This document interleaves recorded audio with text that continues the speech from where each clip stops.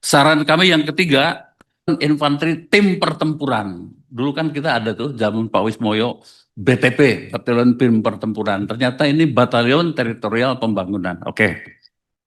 Ada rasa kebanggaan dari para prajurit baru ya ketika ditempatkan di Kompi Senapan.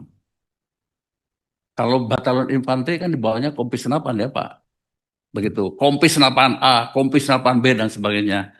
Nah, ini sekarang ini ada Kompi Peternakan, Kompi Perikanan, kemudian Kompi Konstruksi, Kompi juga Kesehatan. Ada 4 kompi. Kami menyarankan saja bahwa ini untuk persiapan perang berlarut, yes, kami setuju ya. Tetapi penyebutannya mungkin tidak usah kompi peternakan karena efek deteren keluar itu menurut saya kurang. Kenapa tidak kompi tempur infanteri atau kompi infanteri atau kompi bantuan atau apa dan sebagainya. Bahwa ada tugas tambahan.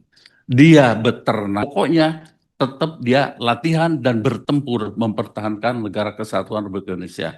Kembali lagi, kami ini hanya sekedar saran saja, begitu. Hanya masalah istilah penyebutan saja supaya Batalion Infanteri TP, nah begitu.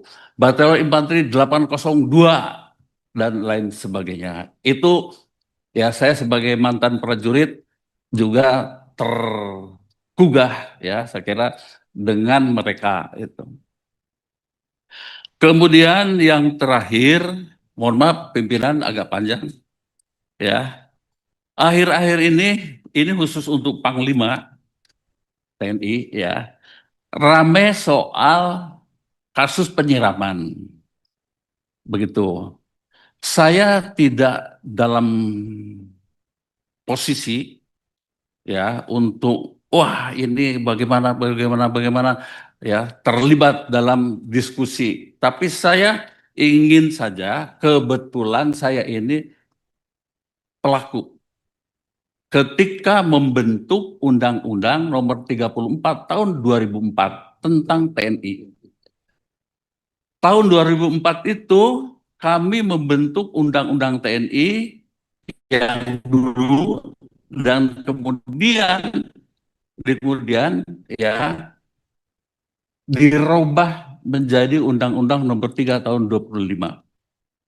Khusus untuk pasal 65 karena waktu itu saya 2004 itu saya masih sekretaris militer presiden. Sehingga kami bolak-balik ke DPR untuk mengikuti proses ini ya. Saya ingin menyatakan dulu tentang roh dari pasal 65 itu.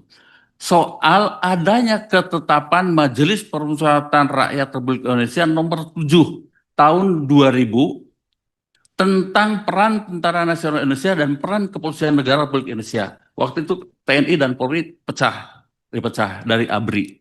Dalam pasal 3 ayat 4 itu berbunyi, prajurit Tentara Nasional Indonesia tunduk kepada kekuasaan peradilan militer dalam hal pelanggaran hukum militer dan tunduk kepada kekuasaan peradilan umum dalam hal pelanggaran hukum pidana umum.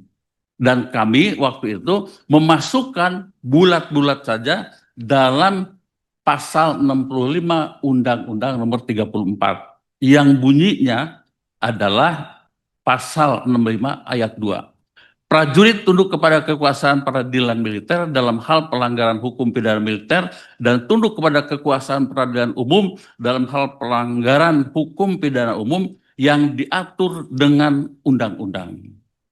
Tetapi suasana waktu itu belum memungkinkan sehingga kami memberikan alinea pasal 3-nya, maaf, ayat 3-nya, apabila kekuasaan peradilan umum sebagaimana dimaksud pada ayat 2 tidak berfungsi, maka prajurit tunduk di bawah kekuasaan peradilan yang diatur dengan undang-undang.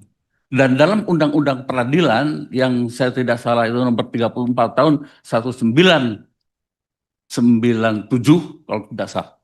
kalau tidak salah, itu masih di bawah peradilan militer, di mana prajurit yang melakukan pelanggaran hukum pidana militer dan pidana umum, pelanggaran hukum pidana umum masih di bawah pidana atau peradilan militer. Nah, tentu ya kami menyerahkan sepenuhnya kepada Bapak Panglima apakah mungkin ya kita bersama-sama memperbaiki aturan perundang-undang ini atau mungkin dirasa masih belum waktunya, kami sepenuhnya menyerahkannya kepada pemerintah. Saya kira itu saja, pimpinan. Wassalamualaikum warahmatullahi wabarakatuh. Waalaikumsalam. Mohon karena ini banyak pertanyaan, teman-teman yang sudah ditanya oleh penanya sebelumnya untuk tidak menanya hal yang sama.